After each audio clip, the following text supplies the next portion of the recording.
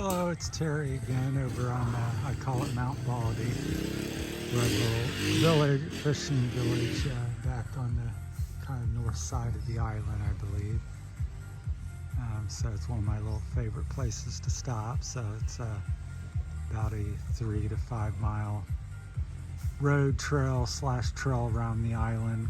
Over there is the new cement factory going in, so that's on the corner there. So if you're familiar with the port that barge goes over to Bacolod, then this is the port, and that's the new cement factory, the big new thing on the island. There's not a lot of that type of activity, but that's one of them. So the port and the brand new cement factory they're building.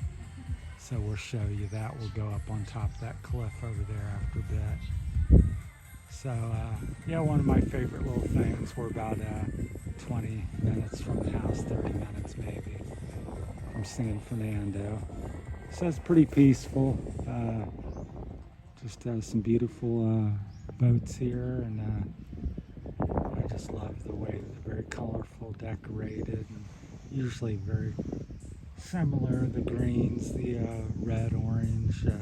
So yeah, they usually use very similar paints. Blue's pretty popular as well. Although I don't see a lot of blue here. Most of it's kind of green, a little bit of blue. Some green and white and kind of an orangish red. So yeah, it's a beautiful day. Rode the Russie over here. As I said in the last video, I'm really liking the big wheels. Really, the bike was designed, if you can tell by the kickstand, when it had the smaller wheels, you couldn't hardly lean it over because the kickstand seemed an inch or two too long.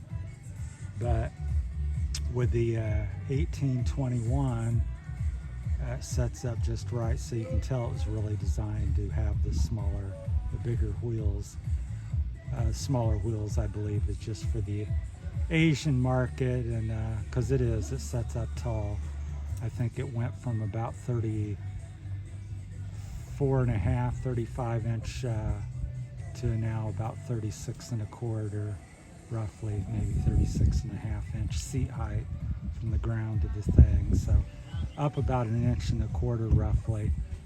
I haven't measured it since, and the ground clearance is up, that much more. So I think we're setting a little over 12 inches now on the ground clearance, which is good for off-roading. That's what you want. So 10 inches, in my opinion, is kind of minimum, and 13 or so is on the higher end typically. So 12, 13 is a good number. Plus I'm very tall. So anyhow, really liking it. Seems to handle the rougher surfaces and ruts, and doesn't get knocked off courses. It has more smoother and better rolling. So yeah, better handling. So liking it so far. So that's the major or one of the few things that I've really done to it, is the new wheel build.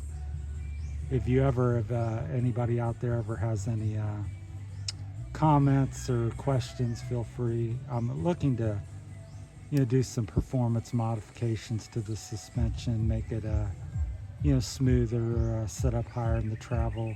I'm about 95 kilograms, so a little over 200 pounds. So it seems kind of stiff or rigid. It's not as smooth as I would like. At least it's not underly sprung where it's soft and bouncing all around. So like a Honda CRF 300, that thing is almost unrideable by a person of my size. I mean, if you're just putting, it's okay, but if you try to go a little quicker, the suspension just bottoms out all the time. So nothing like that on the Russie. So this is the KRY 200. You can see it there on the swing arm. So it's not very noticeable if you don't know where to look for it. It's there on the swing arm, there on the sticker. I don't think it does say it on the back too a little bit, but I would think they'd have that in bigger, bolder letters, but not so. So just a couple little things, and here's a little indicator on the fender. says 200. So yeah, I think they did a nice job with the styling. It's very modern looking bike. The headlight looks modern. The fenders back and front. Really, if you just glanced at it and wasn't thinking, you might think KTM. So that's what they kind of tried to mimic it after. So anyhow, I think they did a good job. It's got Kickstarter, electric start as well. Air cooled, very simple, very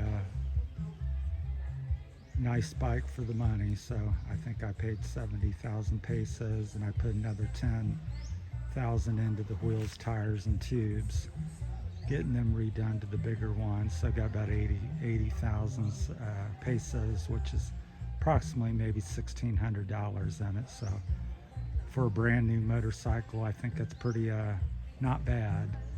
So looking to do something with the clutch, improve the cable, or so if anybody's got tips